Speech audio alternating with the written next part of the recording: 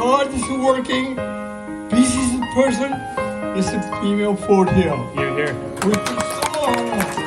You're with us. Thank you so much. They really love the Korean. I meet them.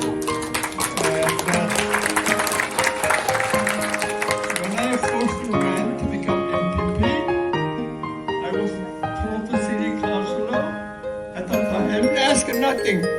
He wrote a check, $500. Check I got in the hospital. I was staying in the stretch, and he gave me a big hug. Raymond, don't worry, you'll be fine, and I will never forget that.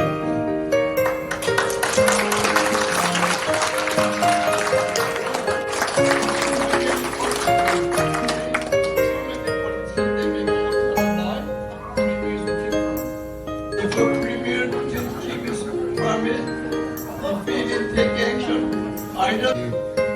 That's the real machine behind Raymond right there. So thank you. You know, as Raymond said, so thank you. And he's the hardest working. And we went out for 4 hours, and I was soaked. I came back into the campaign office. Raymond literally took a couple of drinks of water and went right back out there. So he's amazing. But first of all, I want to thank you. Thank you for having me by. Thank you for the very warm welcome, and to have better opportunities for their families and their community as a whole. And I can tell you, on the economic side, the Korean community has contributed massively to Ontario's economy, creating jobs, creating opportunities for people. And when it comes to international trade, they've played a massive part in building the EV sector. And it doesn't matter if you're looking down at Stellantis, the 4 million square foot building that they're making batteries, that was a Korean investment. And part manufacturers, it was a Korean investment. That's what we do here. We invite everyone in, we create the conditions and the opportunities and the landscape for companies to come here and invest. And I'm going to go back when we first got elected in 2018. When I say, I'm a business person, I'm not a politician, and I just look at the numbers. We walked into a bankrupt province. That's the way I described it. And there was 300,000 jobs that were chased out of this province. And high energy costs, red tape, regulations.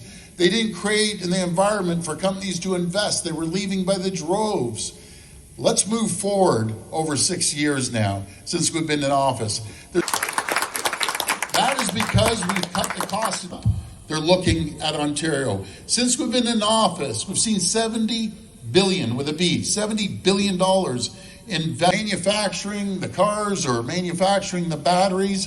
And Bloomberg News said a few months ago, for the first time ever, Ontario's taken over as the #1 location in the world to produce EV products, right here in Ontario. In the tech sector, we've seen over $20 billion of investment. We're growing faster now than Silicon Valley and San Francisco Bay Area. We're growing 365% faster. They employ about 388,000. We employ over 430,000 people. Back in the day, the young people that would graduate from Waterloo University or graduate from U of T, the jurisdiction in North America that graduates over 70,000 STEM graduates. STEM science stands for science, technology, engineering, and math. These are the areas that we're focusing on to build our province. In life sciences, the pharmaceutical industry, we have some of the largest companies anywhere in the world investing right here in Ontario. Over $5 billion over the last couple of years. We've seen large companies. Last year alone, we saw over 136 companies come here from around the world to invest in Ontario, over $11 billion, creating 12,200 jobs because we created the environment. This is a real amazing number that I'm going to give you. So when we walked in, the budget was $150 billion. They were in debt up to their earballs. Energy costs, electricity costs were through the roof, and there was red tape regulations all over. We have cut red tape and regulations by over $1 billion. Think of this, saving over 1 million hours that you can reallocate someone to do a job. Right now, we stand at 18,000. And I don't like calling them beds, I like calling them homes. And really focused on community. If we need Korean long-term care, we should do it. If we need another group, a community group, long-term care, we're pouring money into long-term care. Like over $4 billion in Ontario has 100% connectivity. It doesn't matter if you're living in the far north or in the south. We're going to make sure everyone's connected. I want to take a moment about this trade deal, what's happening right now, and the threat of tariffs. We're the #1 trading partner to the U.S., Canada is. We do $1.3 trillion. That is more than the UK, China, Japan, and France combined. Think of that. We are an economic powerhouse as a country. We might be small in population compared to the U.S., but I'll give you an example on Ontario. Ontario, if it was a standalone country, which I never recommend, and we're constantly working with our U.S. partners. And, you know, when I tell their American friends, with Ontario alone, just Ontario, 9 million Americans wake up every morning to go to work to produce parts to ship up to Ontario. And I can't figure out why the president is coming after his closest ally, his closest friend in the entire world.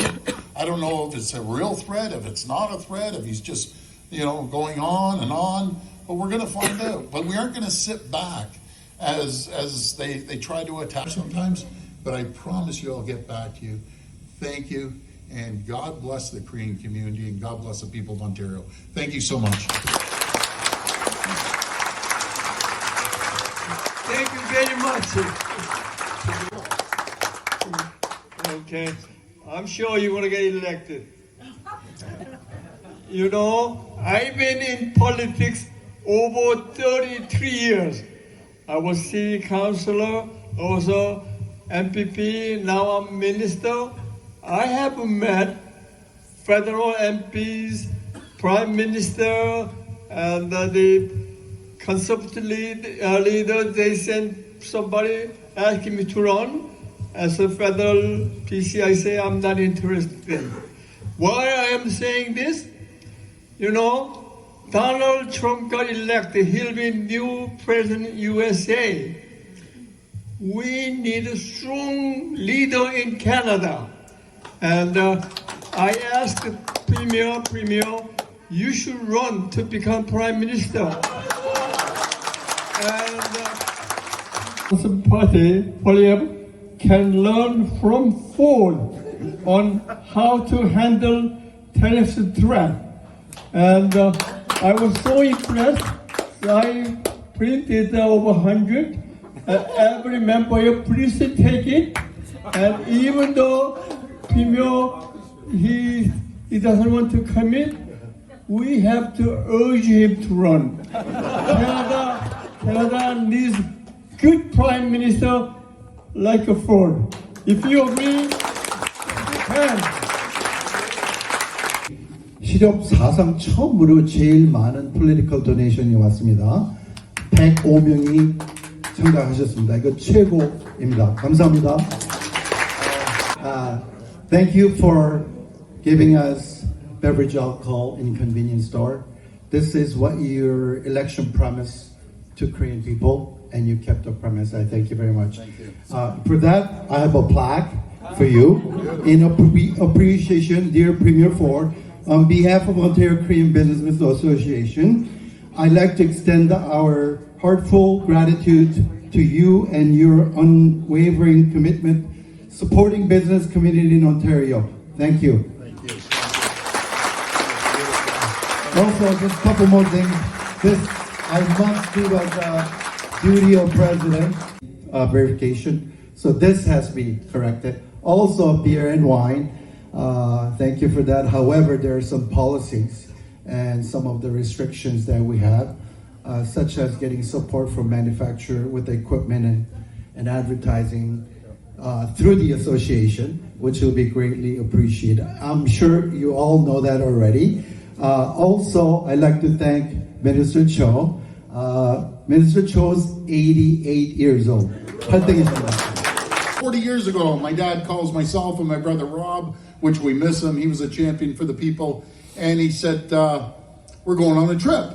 And I said, where are we going? He said, we're going to Korea. And I thought, yeah, we're going to Seoul. I'll tell you, the nicest people in the world. They treated us like gold. We're looking at printing equipment. We got some printing equipment. So that's our story. And I only know a few sentences, like, come some need it.